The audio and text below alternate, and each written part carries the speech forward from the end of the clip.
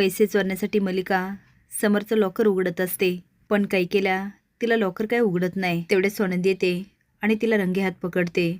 नंतर जे काय होतं, नमस्कार मित्रांनो, या मालिकेच्या आजच्या भागामध्ये नक्की काय घडलं चला तर बघूया.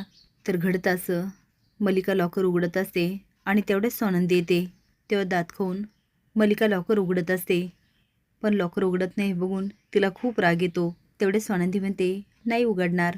सोनंदीचा आवाज ऐकून मलिकाच्या पायाखालची जमीनच सरकते आणि ती शॉक होऊन सोनंदीकडे बघायला लागते. सोनंदी म्हणते काकू नाही उघडणार. आता मलिकाच्या तोंडातून शब्दच फुटत नसतात. तेवढे सुष्मिता आणि अंशूहून पळत येतात. आता सुष्मिता काय शांत बसत नाही आणि म्हणते आम्ही ताईला अडवलं होतं, पण ती थांबायलाच तयार नाही. मलिका तर हसायचं नाटक करत म्हणते सोनंदी तू इथे. सोनंदी हसून म्हणते मला बघून बहुतेक तुम्हाला धक्का बसलाय, कारण काकू ही माझीच रूम आहे. माझी आणि राजवाड्यांची तुम्ही विसरलात का? मलिका म्हणते अरे हो विसरलेच मी. ते असो होतं असं कधी कधी, आणि हो तुम्ही जे लॉकरला चावी लावताय ना ती चुकीची आहे. तेवढे सुषमा म्हणते नाही ताई बरोबर आहे, ती डुप्लिकेट चावी आहे. स्वानंद ते बापरे तुम्ही तर तयारीनिशी आलात, पण कसं आहे ना काकू, राजवाडे तुम्हाला ओळखून नाही आहे, मी आहे ना. तुम्ही काय करू शकता काय नाही हे मला चांगलंच कळून चुकलंय, आणि एकदा असं होणार हे मला माहिती होतं, म्हणून मी लॉकरचं लॉकच बदलून टाकलं. त्यामुळे बहुतेक तुमची डुप्लिकेट चावी लागत नाही आहे. पण हो प्रयत्न चांगला होता.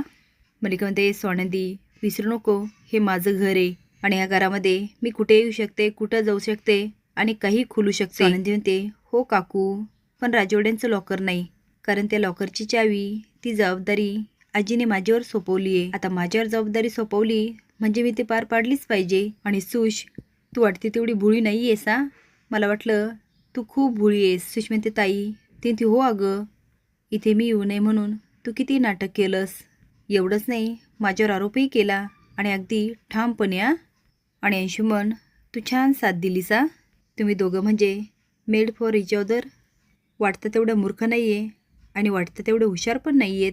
अंशू म्हणतोय तुला काय म्हणायचं आहे. सोनंदी म्हणते मला जे म्हणायचं ते तुला व्यवस्थित कळलं, पण आता परत सांगते, परत माझ्या रूममध्ये यायचं नाही आणि लॉकरला हात लावायचा नाही. जर लॉकरमधून काही गेलं तर मी पोलिसांना बोलवायला मागे पुढे बघणार नाही, मग ते शोधतील चोर कोण आहे. अंशू म्हणतो मलिका म्हणते अंशू चल. आता तिघही रूममध्ये जातात.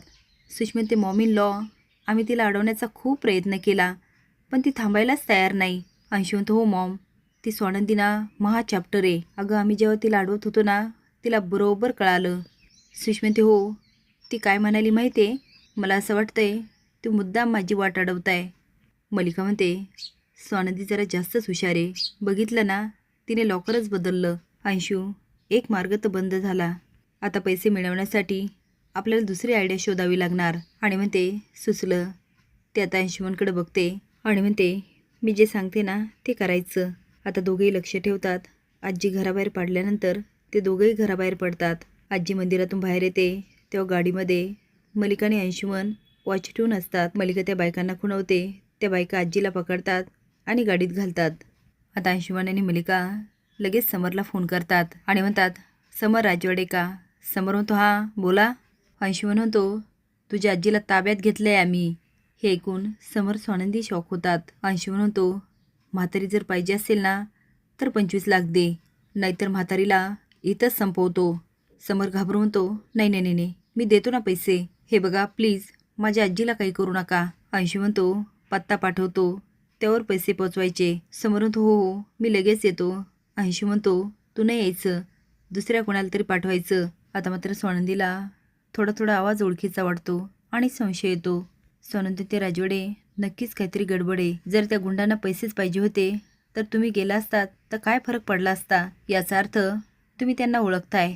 मी तुम्हाला बोलले होते ना अंशुमनकडे जे लोक आले होते ते त्याचे मित्र नाही तर गुंड वाटत होते. समोर म्हणतो पण ते असे का करतील. सोनंदी म्हणते तेच करतील असं काही नाही, त्यांना कुणीतरी सांगितलं असेल. समोर म्हणतो कुणी. ती अंशुमन. तो सोनंदी मॅडम अहो हे काय बोलताय. अंशुमन स्वतःच्या आजीलाच काय किडनॅप करेल. सोनंदी म्हणते पैशासाठी. तो कशावरून. आता सोनंदी झालेला प्रकार सांगत म्हणते मलिका काकू तुमचं लॉकर उघडत होत्या आणि ते पण डुप्लिकेट चावीने. समोर म्हणतो काकूने असं का केलं असेल? स्वानंदी म्हणते याचा अर्थ अंशुमन नक्कीच काहीतरी प्रॉब्लेममध्ये आणि त्यासाठी काकू आणि अंशुमनला पैसे पाहिजेत. आता बघूया समोर स्वानंदी, अंशुमन आणि मलिकापर्यंत पोचतात का आणि आपल्या सगळ्यांना वाटती तेवढी सुष्मिता बावळट आहे का? हे कमेंट बॉक्समध्ये नक्कीच सांगा. नवीन अपडेट जाण्यासाठी लाईक आणि सबस्क्राईब करा. धन्यवाद.